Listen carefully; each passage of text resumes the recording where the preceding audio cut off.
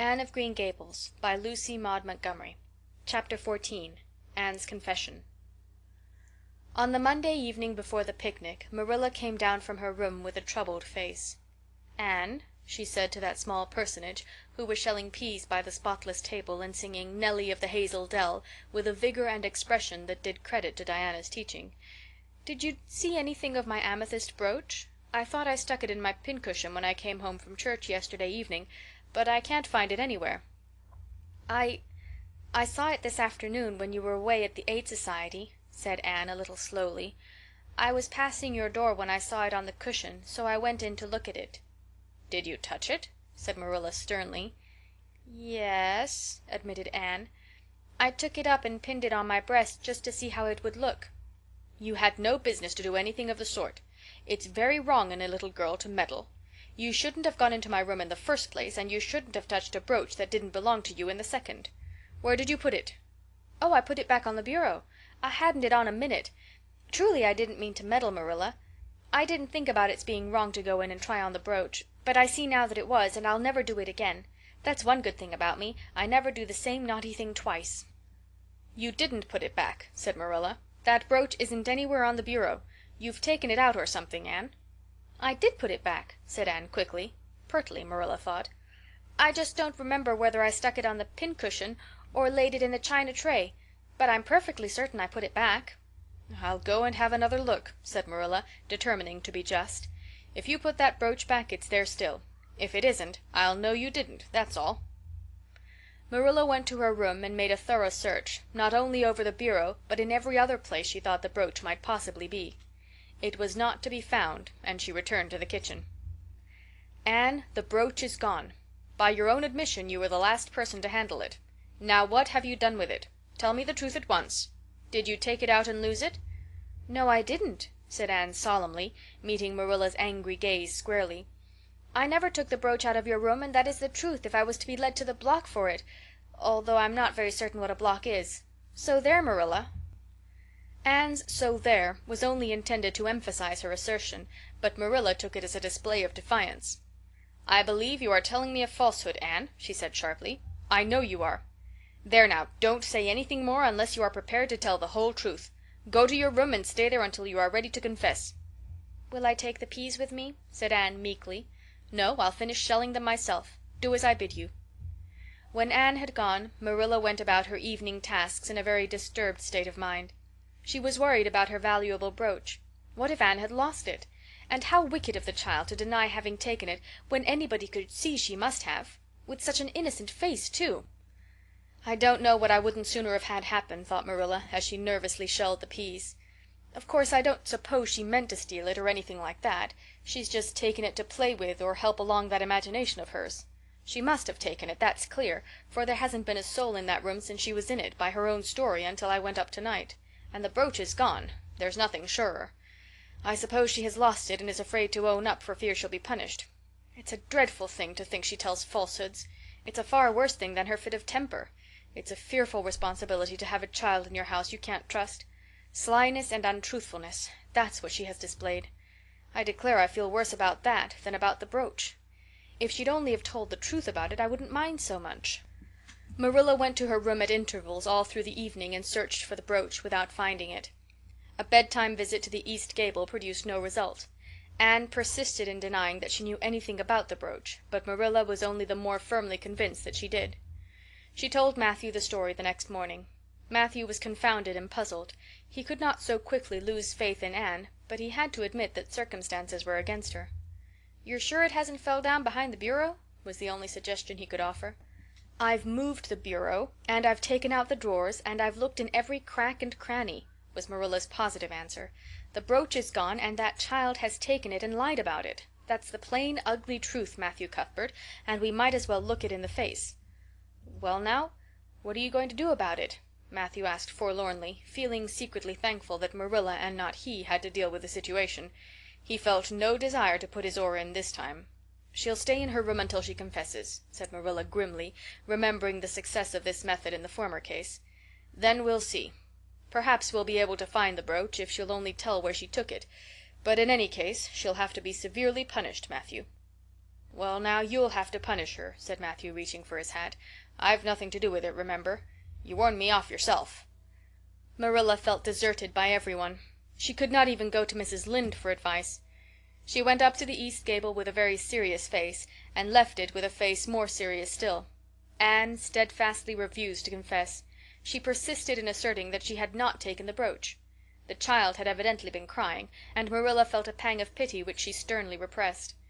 By night she was, as she expressed it, beat out. "You'll stay in this room until you confess, Anne. You can make up your mind to that," she said firmly. "But the picnic is tomorrow, Marilla," cried Anne. "You won't keep me from going to that, will you? You'll just let me out for the afternoon, won't you? Then I'll stay here as long as you like afterwards, cheerfully. But I must go to the picnic." "You'll not go to picnics nor anywhere else until you've confessed, Anne." "Oh, Marilla!" gasped Anne. But Marilla had gone out and shut the door. Wednesday morning dawned as bright and fair as if expressly made to order for the picnic. Birds sang around Green Gables. The Madonna lilies in the garden sent out whiffs of perfume that entered in on viewless winds at every door and window, and wandered through halls and rooms like spirits of benediction. The birches in the hollow waved joyful hands as if watching for Anne's usual morning greeting from the east gable. But Anne was not at her window. When Marilla took her breakfast up to her, she found the child sitting primly on her bed, pale and resolute, with tight-shut lips and gleaming eyes. "Marilla, I'm ready to confess." "Ah!" Marilla laid down her tray. Once again her method had succeeded, but her success was very bitter to her. "Let me hear what you have to say, then, Anne." "I took the amethyst brooch," said Anne, as if repeating a lesson she had learned. "I took it just as you said. I didn't mean to take it when I went in, but it did look so beautiful, Marilla, when I pinned it on my breast, that I was overcome by an irresistible temptation. I imagined how perfectly thrilling it would be to take it to Idlewild and play that I was the Lady Cordelia Fitzgerald. It would be so much easier to imagine I was the Lady Cordelia if I had a real amethyst brooch on.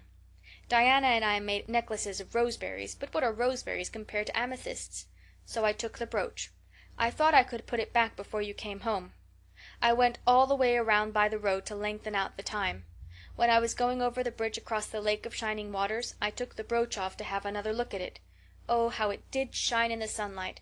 And then, when I was leaning over the bridge, it just slipped through my fingers, so, and went down, down, down, all purply sparkling, and sank forevermore beneath the Lake of Shining Waters.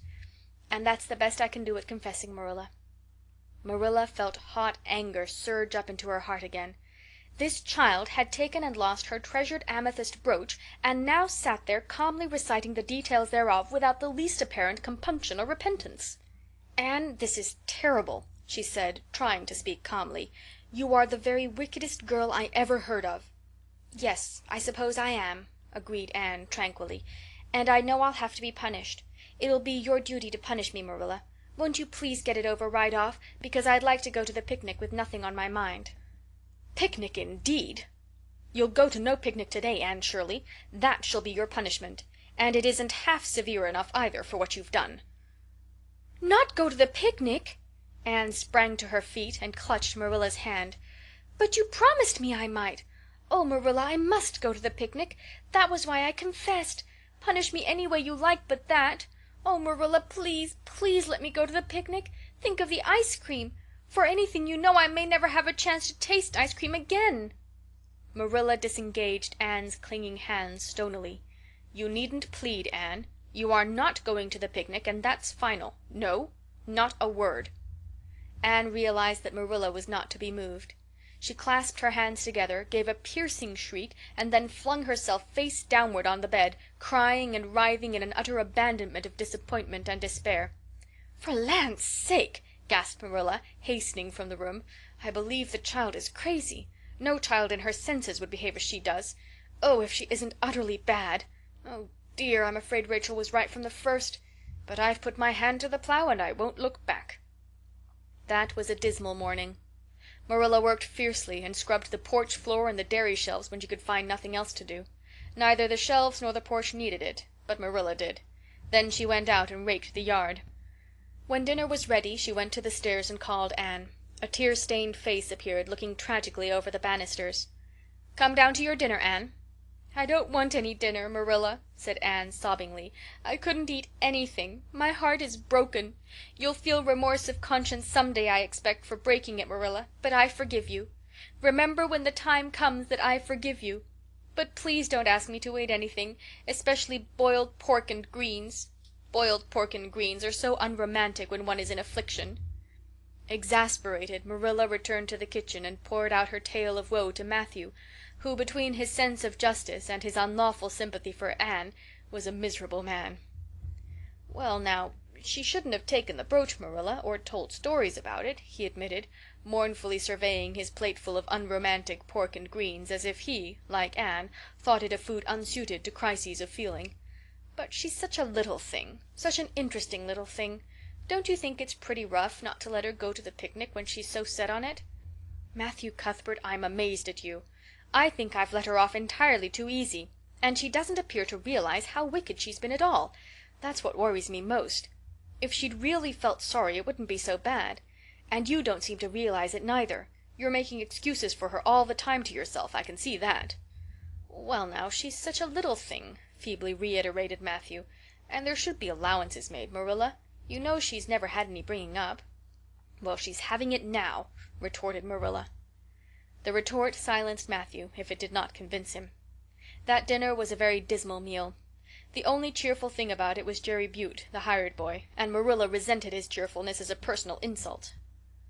When her dishes were washed and her bread sponge set and her hens fed, Marilla remembered that she had noticed a small rent in her best black lace shawl when she had taken it off on Monday afternoon on returning from the Ladies' Aid. She would go and mend it. The shawl was in a box in her trunk. As Marilla lifted it out, the sunlight, falling through the vines that clustered thickly about the window, struck upon something caught in the shawl, something that glittered and sparkled in facets of violet light. Marilla snatched at it with a gasp. It was the amethyst brooch, hanging to a thread of the lace by its catch. "Dear life and heart," said Marilla blankly. "What does this mean? Here's my brooch, safe and sound, that I thought was at the bottom of Barry's pond. Whatever did that girl mean by saying she took it and lost it? I declare I believe Green Gables is bewitched. I remember now that when I took off my shawl Monday afternoon I laid it on the bureau for a minute. I suppose the brooch got caught in it somehow. Well..." Marilla betook herself to the east gable, brooch in hand. Anne had cried herself out and was sitting dejectedly by the window. "Anne Shirley," said Marilla solemnly, "I've just found my brooch hanging to my black lace shawl. Now I want to know what that rigmarole you told me this morning meant." "Why, you said you'd keep me here until I confessed," returned Anne wearily, "and so I decided to confess because I was bound to get to the picnic. I thought out a confession last night after I went to bed and made it as interesting as I could, and I said it over and over so that I wouldn't forget it. But you wouldn't let me go to the picnic after all, so all my trouble was wasted." Marilla had to laugh in spite of herself, but her conscience pricked her. "Anne, you do beat all. But I was wrong, I see that now. I shouldn't have doubted your word when I'd never known you to tell a story. Of course, it wasn't right for you to confess to a thing you hadn't done. It was very wrong to do so.